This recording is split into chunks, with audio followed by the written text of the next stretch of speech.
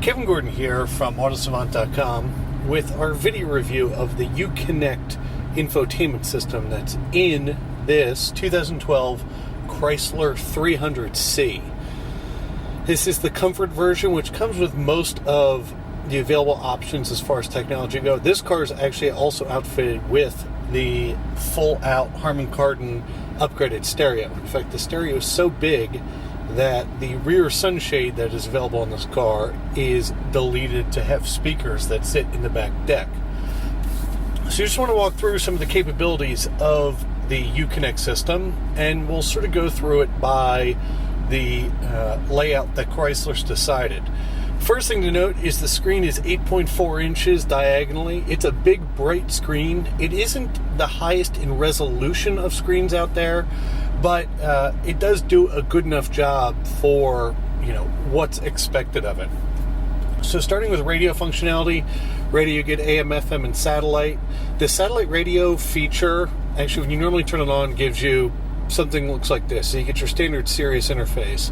One of the things that Chrysler's done in this system is give you a replay feature. So as you listen to something for a period of time, if you're listening to music, you can actually go back and re-listen to songs, or say you're taking a phone call, you can actually pause talk radio and go back and re-listen to it. So it's a bit of a DVR function for satellite radio. AM/FM pretty much works as expected. If we go back to live radio here,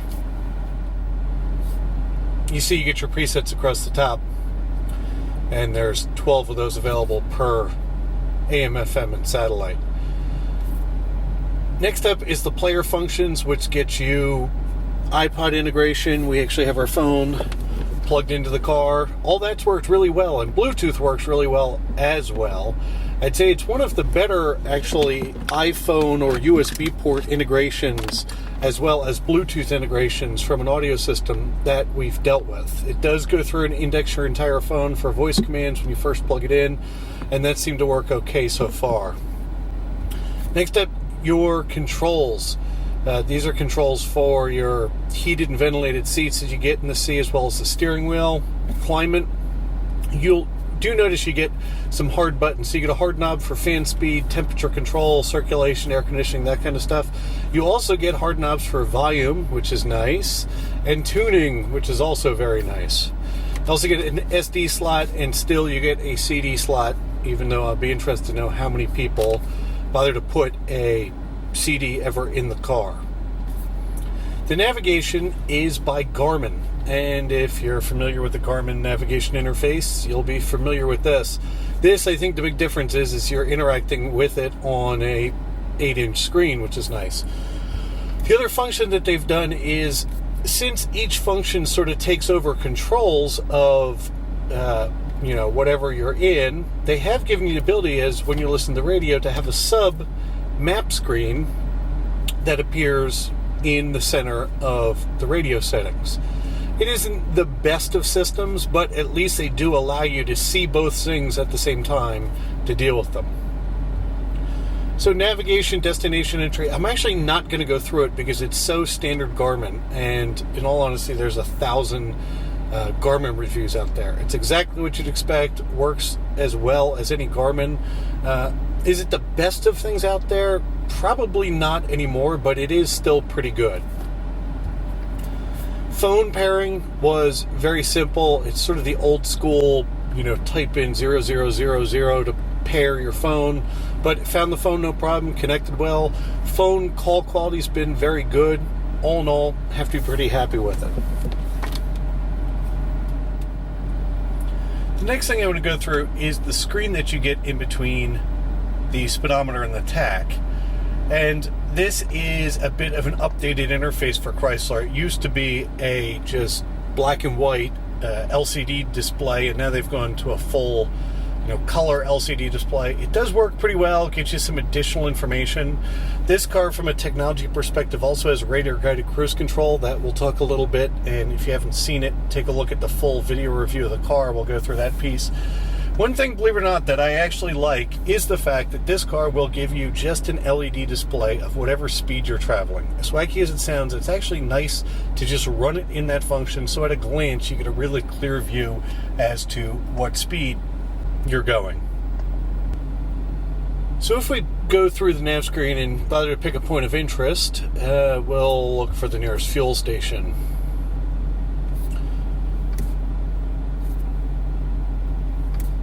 The one thing that you'll notice as you go through there is the system that Chrysler's put together. It may not have the highest resolution of screens, but it is extremely quick to respond. I mean, the one thing that their touchscreen does do very well is respond to touches pretty quickly, and it switches between screens really, really quickly.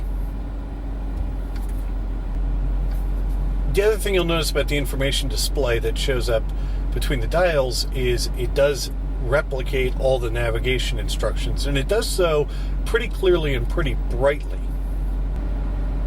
Other technology that you get in the 300C includes, as I mentioned, radar-guided cruise control. It seems to work real well. It isn't a full-speed system. It'll take you down to 20 or so miles an hour before it beeps and turns off. You also get brake warning, but no brake assist. So if you're driving, and the only place I've encountered it is you're driving up to a line of traffic that's, say, turning left. The car might think you're directly behind the car that's completely stopped. It flashes a red light, gives you a warning beep to let you know that something's going on. You also get heated and cooled cup holders, so you can keep your beverage cool or warm as you choose. The final point of note about the Chrysler system, if you have not been in one in a while, is the interaction with it involves buttons on the front of the steering wheel as well as buttons on the back. The ones on the back go through your radio modes. You also get volume up and down and tuning, so we can turn the volume up and down.